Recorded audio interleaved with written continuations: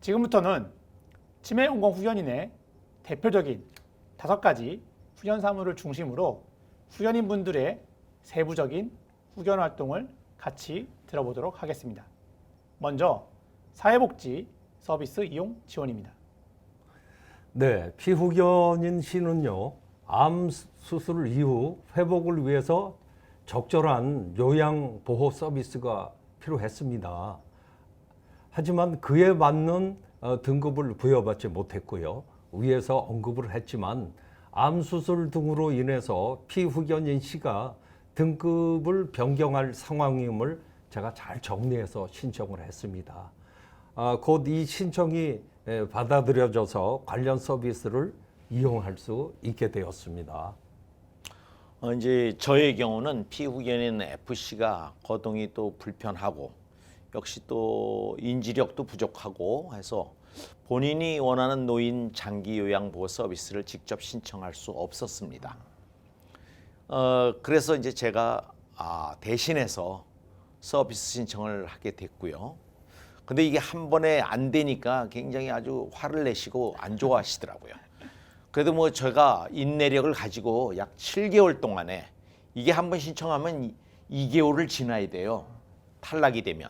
근데 7개월에 걸쳐서 3번을 신청을 하니까 결국은 이제 이 피후견인 FC에 대한 그 5등급의 방문 요양 그 등급이 나와서 그 요양 서비스를 받을 수 있게 됐습니다. 아마도 이 어르신이 직접 만약에 하신다면 거의 불가능하지 않았을까 생각됩니다.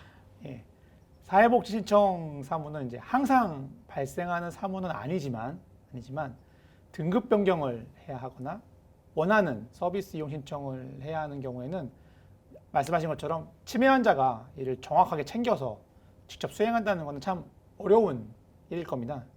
후견인분들이 피후견인을 만나서 욕구를 파악하고 객관적으로 필요한 부분을 이제 확인해서 치매 안심센터나 주민센터 등 기존의 치매 환자를 지원하고 돌봐주는 지지체계랑 협조를 해서 지원을 한다면 아무래도 피후견인의 삶에 긍정적인 효과를 가져오지 않을까 생각됩니다.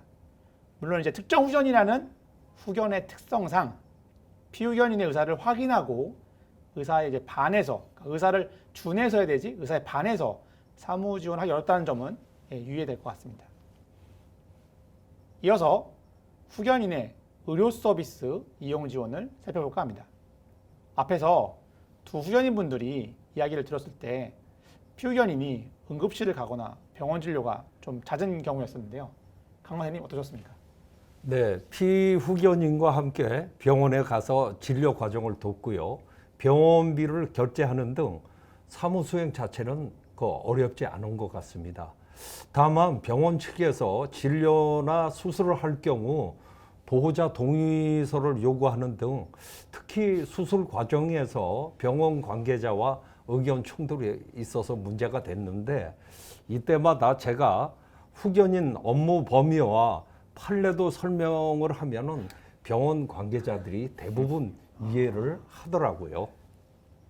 지금도 기억이 생생하게 남는 사항이 있었는데 피후견인 A가 뇌출혈로 응급수술을 받았을 때 의료진이 제 의사하고 관계도 없이 10분 간격으로 수술 과정을 전화로 설명을 하더라고요.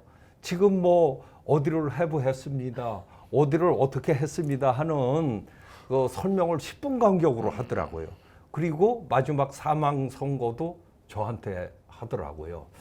그래서 이것은 의료진이 향후 있을지 모를 책임 문제하고 무연고자인 피후견인의 유일한 보호자지 않습니까? 그래서 저한테 고인의 마지막 사항을 전해줘가지고 마음이 좀 아팠었습니다.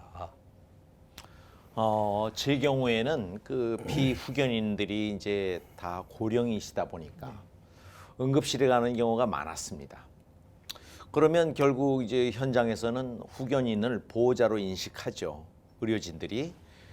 그래서 수시로 뭐 밤에 새벽에 계속 전화 오고 저는 이제 응급실에 방문해서 뭐 병원비 결제나 입퇴원 수속 등 이런 거는 이제 제대로 하게 됩니다. 근데 이것보다도 부담스러운 거는 의료기관에서 이제 각종 처치 관련 동의를 요청할 때입니다.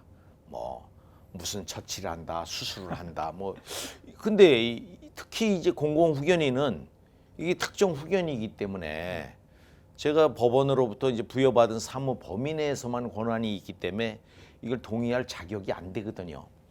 그래서 실제 현장에서는 후견인을 이제 아주 그 보호자하고 동일하게 생각하고 후견인은 저한테 각종 동의를 해달라고 할 때 이때가 가장 난감합니다. 예, 제가 오늘 간담회 오면서 가장 부담스러웠던 주제 중 하나가 바로 수술 등 침수적 의료행위 관련 부분입니다. 사실 지금 간담회 촬영을 하고 있지만 이전에도 후견인분들이랑 이야기 나누면서 또 이제 의료행위 부분, 수술 같은 부분들 얘기를 또 하게 되었는데요. 민법 등 후견 관련 법 해석상 침수적 의료행위, 대표적 수술을 예로 듭니다만 그 경우에는 특정 후견인이 기본 후견사무 권한만 갖고서는 동의를 할 수 있는 데 대해서 다툼이 있습니다. 다툼이 있고 또한 이제 수술 그 상황에 따라서 과연 이 의료 행위가 침습적 의료 행위인지 아닌지에 대해서 개별 케이스마다 이제 판단하게 되고요. 흔히 이제 변호사들이 많이 쓰는 케이스 바이 케이스라는 말을 쓰는 그런 상황이 됩니다. 그래서 오늘 이 간담회에서 모든 걸 다 설명드리기는 좀 어려워서 이 정도로만 설명을 제가 일단 드리도록 하고요. 일단 두 후견인분들이 모두 이제 적정한 특정 후견인으로서 공공 후견인으로서 그 적정한 선을 잘 지키시면서 후견 사무를 수행하셨다고 판단이 됩니다. 다음으로 살펴볼 내용은 거소 관련 사무입니다. 사실 이제 거소 관련 사무는 공공 후견인으로 활동하는 이제 3년이란 기간 동안에 단 한 번도 수행하지 않을 수도 있고요. 또 한 번 하게 되면 몇 번이고도 할 수도 있는 그런 사무입니다. 다만 이제 만약에 피후견인에게 거소 관련 사무 지원이 필요한 상황이 된다면 간단한 사무는 이제 아닙니다. 집을 이제 계약한다거나 이사한다거나 이런 것들은 치매 환자가 아닌 일반인의 경우에도 사실 쉽지 않은 사무이지 않습니까? 그래서 이런 사무인데요. 그럼 두 후견인분들이 어떠셨는지 제가 한번 들어보도록 하겠습니다. 네, 그 피후견인 B는 그 노후된 월세 단칸방에서 아주 비위생적으로 살고 있더라고요. 그래서 이 열악한 환경에 처해 있어가지고 요양보호사님과 같이 피후견인이 지낼 수 있는 영구 임대 아파트를 알아보게 되었습니다. 그래서 적절한 영구 임대 아파트를 찾았고 입주 신청 등 관련 사무를 후견인으로서 대리하면서 진행했습니다. 그런데 문제는 이분이 들어갈 보증금이 한 푼도 없더라고요.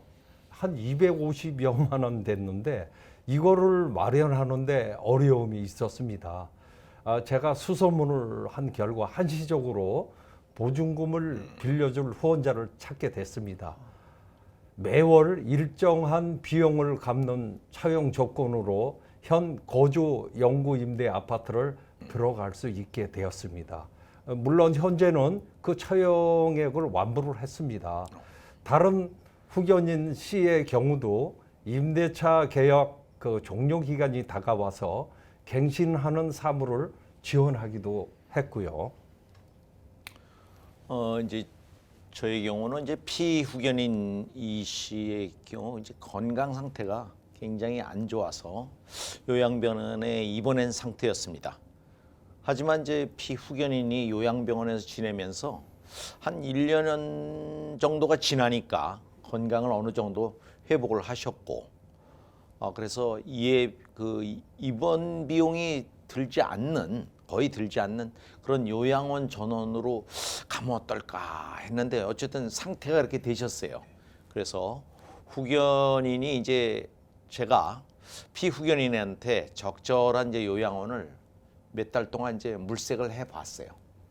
그리고서 이제 누님인 그 친족하고도 원만하게 이제 협의를 하고 그래서 수락을 받아서 그 요양원 전원 사무가 잘 마무리되었습니다. 예, 거서 관련 사무가 후견 사무 중에서 난이도가 있는 사무입니다. 두 분 모두 잘 지원하고 수행하셨고요. 영구 임대 아파트 입주나 요양원 전원 같은 사무 모두 쉽지 않은데 원활하게 지원되어서 좀 다행입니다. 추가적으로 제가 다른 사례를 소개해드린다면 피후견인이 시설을 이제 입소하게 되면서 시설 입소를 하게 되면서 기존 임대차 계약을 종료하고 피후견인의 유일한 목돈인 전세 보증금을 반환받아야 하는 상황이었습니다. 그래서 이 관련 사무 지원이 필요했는데요. 후견인이 피후견인을 대신해서 관련 사무를 수행을 하였고 임대인이 보증금을 한 번에 돌려주진 않았습니다. 한 번에 돌려주지 않았지만 2회인가요? 3회에 거쳐서 몇 개월에 거쳐서 분할해서 다행히도 보증금을 다 잘 받은 사례가 있습니다. 물론 관련 사무 수행에 대해서는 특정운영 감독인 역할을 하는 치매 안심센터 담당자랑 협의를 하면서 관련 사무를 지원했고요. 거서 관련 사무는 자주 발생하지는 않지만 만약 피후견인에게 거서 관련 사무 지원이 필요할 때 그때 후견인이 적절하게 지원하게 된다면 정말 피후견인에게는 큰 도움이 되는 사무입니다. 이번에는 후견 사무 중에 가장 많이 지원되고 가장 많이 수행되는 재산관리 사무를 한번 들어보도록 하겠습니다. 네, 피후견인 A는요, 사용처를 알 수 없는 지출이 굉장히 많았더라고요. 통장에는 항상 잔고가 없었습니다. 제로였습니다. 그래서 후견인으로 선임되고 나서 매월 통장을 하고 지출 내역도 점검하면서 적절하게 개업을 하니까 약 한 200만 원의 잔고가 발생이 되더라고요. 또한 노름을 좋아해서 재산 관리가 잘 안 되는 피후견인 B에게도 재산 관리 사무 지원을 하고자 했지만 본인이 완강하게 거부를 해서 현재도 어려움은 겪고 있습니다. 피후견인 D 씨가 이제 병원에 입원을 하게 되면서 입원비 결제건으로 후견인은 제가 직접 이제 피후견인의 동의를 얻어서 통장을 관리하게 됐습니다. 다른 피후견인의 경우에는 이제 본인이 직접 관리하겠다는 의사를 표현하기 때문에 월 1회 이제 통장을 확인하고 특이사항이 있는지 그런 걸 지원하는 사례보다는 제가 직접 통장을 관리하니까 아무래도 재산관리 사무를 지원하기에는 솔직히 더 수월했습니다. 물론 그 피후견인의 재산을 직접 관리하니까 뭐 부담이 안 되는 건 아니죠. 잘 관리해야 되니까. 그런데 자동이체를 활용하고 또 체크카드를 사용하면서 관리하니까 좀 더 관리가 용이했습니다. 그리고 교류하는 친족이 있는 피후견인 이 씨의 경우에도 제가 직접 관리하지는 않는데 그래도 누님을 통해서 간접적으로 모니터링하면서 재산 관리를 지원하고 있습니다. 김용명 후견인님 말씀은 현장에서 저 역시 많이 듣는 이야기입니다. 재산관리 사무 지원에서 가장 편한 피후견인은 통장 관리를 후견인이 맡긴 경우라고 얘기를 하고요.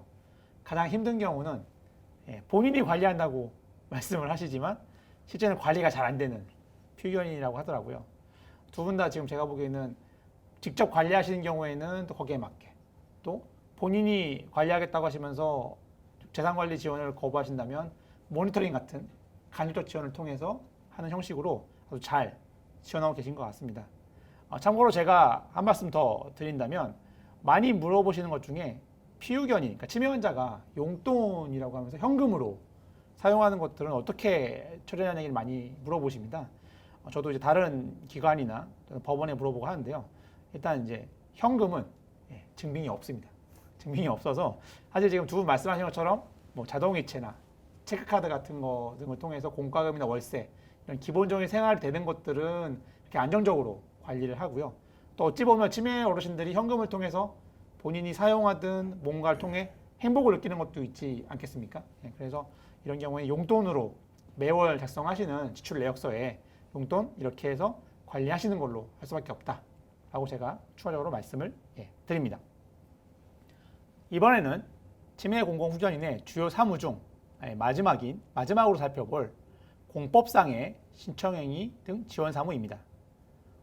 쉽게 생각하시면 주민센터 같은 데 가셔서 후견인이 피후견인의 주민등록등본이나 가족관계증명서 같은 그런 공적 서류를 발급하고 지원해주는 사무 부분인데요. 먼저 강 선생님부터 읽도록 하겠습니다. 네, 피후견인 B가 영구 임대 아파트 입주를 하는 것과 관련해서 피후견인의 주민등록증이나 소득 관련 자료 등 각종 그 공적 서류를 발급을 받아서 입주 신청 사무를 수행하게 되었죠. 동서류는 요양보호 서비스 등급을 변경하는 등 사무를 지원하는 경우에도 필요하더라고요.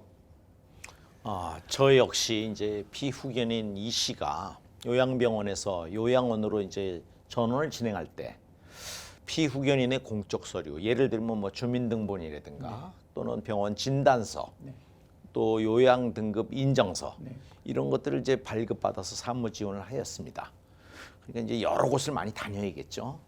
그래서 이제 공법상의 신청행위 등 사무 지원은 뭐 메인 사무라고 하긴 어렵지만 어쨌든 거소 관련 사무 지원이나 재산 관리, 또 사회복지 서비스 신청 등 후견인이 그 지원하는 주요 사무를 원활하게 이제 수행하기 위해서 부수적으로 활용되는 사무라고 생각합니다. 네, 김 교수님 말씀처럼 공법상의 신청행위 사무 지원은 타 사무를 위해 필요한 약간 좀 부수적인 사무라고 볼 수 있겠습니다. 이 교육을 들으시는 이제 후견인 후보자 대기생분들 같은 경우에 나중에 이제 후견인으로 활동하시게 된다면 본인 게 아닌 다른 사람의 공적 서류를 발급하는 게 얼마나 어려운 사무인지 아마 알게 되실 겁니다. 지금 두 후견인 분들도 고개를 끄덕이시는데요. 사실 이제 개인정보보호법이 강화되면서 이제 당연히 이제 이렇게 제도가 바뀐 거죠. 그래서 이 대리권도, 이 공법상 신청행위 사무 지원도 그런 부분에서는 유용하게 사용되는 사무다라고 이제 알게 되시면 될 것 같습니다. 앞에서 5가지 주요 사무 중심으로 살펴보았습니다. 이 외에도 공공후견인으로서 기타 사무를 수행한 내용을 들어볼까 하는데요. 먼저 강을봉 후견인으로부터는 피후견인이 이제 사망하시지 않습니까? 그와 관련해서 어떻게 후견인으로서 사무를 하셨는지 한번 들어보겠습니다. 피후견인 A의 사례를 말씀하시는 것 같구만요. 2019년 6월부터 후견인으로 제가 선임이 됐는데 뇌출혈로 갑자기 2019년 12월경에 사망을 하셨습니다. 제가 지원하던 피후견인이 사망하니까 속상하기도 하고 마음이 많이 아프더라고요.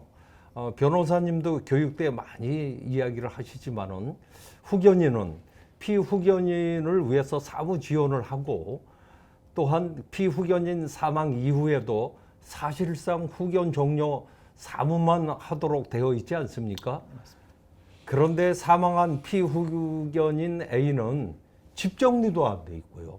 장례식장 비용 결제 등 사무 처리가 어려운 상황이었습니다.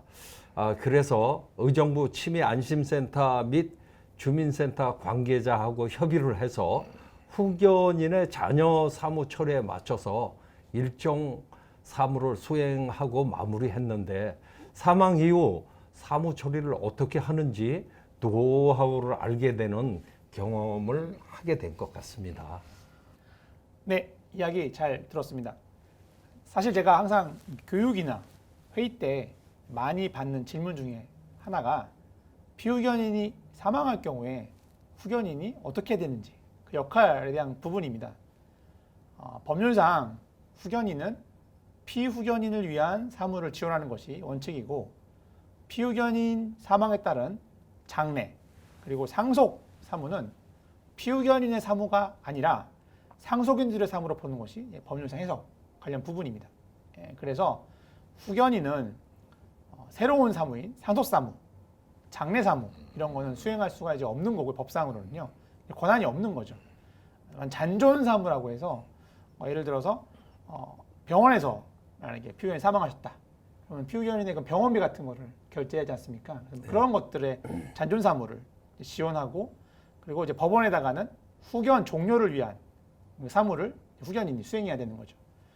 다만 현장에서 완전 무용고침의 환자, 연락할 친족도 없고 상속인 찾기 어려운 그런 케이스 같은 경우에는 적정한 선에서 후견인이 좀 사무를 지원해야 되지 않겠냐라는 것에 대해서는 갑론을박이 있습니다. 이거는 이제 그 상황에 따라서 적절한 방안을 찾는 게 중요한 것 같고요. 강사님께서는 그런 적정한 선에서 사무를 수행하신 것 같습니다. 그리고 아마도 강사님이 그런 사무를 수행하심에 따라 피견인 A가 마지막 가시는 길에 좀 편안하게 생을 마감하지 않으셨을까 생각이 듭니다. 이어서 김용배 후견인께 여쭤보고 싶은 게 있습니다. 현재 의정부의 6개 사례 중에서 유일하게 어쨌든 교류하는, 왕래하는 친족이 있는 그 피후견인의 후견이시지 않습니까? 네. 혹시 이제 후견인으로서 이제 불편하거나 좀 부담스럽거나 또는 이런 부분 때문에 또 좋았거나 이런 게 있으신지 말씀 부탁드리겠습니다. 제가 이제 치매 공공 후견인으로 처음 지원했을 때는 사실 무연고 또는 뭐 이제 가족과 사실상 단절돼 갖고 혼자 지내시는 그런 치매 환자를 지원하는 사업이라고 해서 지원을 했습니다. 그런데 이제 피후견인 이 씨는 친누나와 계속 왕래가 있었습니다. 이제 누님이 병원을 찾아다니신 거죠. 물론 이제 후견 심판 청구 진행 당시 친누나도 그 공공 후견인의 도움이 있으면 좋겠다고 하셨습니다. 하지만 이제 후견인으로서 아무도 없는 후견인과는 좀 느낌이 다르긴 했습니다. 그 이제 변호사님도 아시겠지만 이제 후견인이 있다고 피후견인에게 그 뭐 해가 되는 것도 아니고 네. 또 친족의 권리가 제한되는 것도 없지 않습니까? 네, 그래서 이제 부담을 좀 덜고 다른 피후견인처럼 대하려고 했고, 다만 이제 후견 사무 지원 중에 필요한 부분은 친누나한테 자세히 이제 협의하고 알려드리고 이해를 시켜드리니까 이제 뭐 원활하게 소통이 잘 되고, 그래서 이제 제가 후견인 활동하는데 큰 문제가 없었습니다. 그래서 이제 후견인으로 피후견인을 위해서 이제 활동한다는 걸 친족도 이제 알게 되면 결국은 뭐 크게 오해할 사항이 없는 것 같습니다. 네, 좋은 이야기 잘 들었습니다. 저 역시 전국적으로 치매 공공 후견인 지원 받고 있는 약 한 170여 건의 사례 중에서 몇몇 사례에서는 가끔씩 이제 연락되는 친족이 있는 경우가 있습니다. 그 경우에는 이제 후견인이 처음에 당연히 부담을 갖게 되고요. 다만 이제 치매 안심센터랑 협의를 해서 이제 원활하게 친족과 교류하고 협의할 건 협의하고 이렇게 한다면 오히려 후견 사무를 수행함에 있어서 이제 보호자 등을 활용할 수 있는 경우가 있지 않습니까? 그럴 경우에는 친족을 활용할 수 있기 때문에 잘 운영된다면 오히려 좋은 사례로 갈 수 있다고 생각이 듭니다.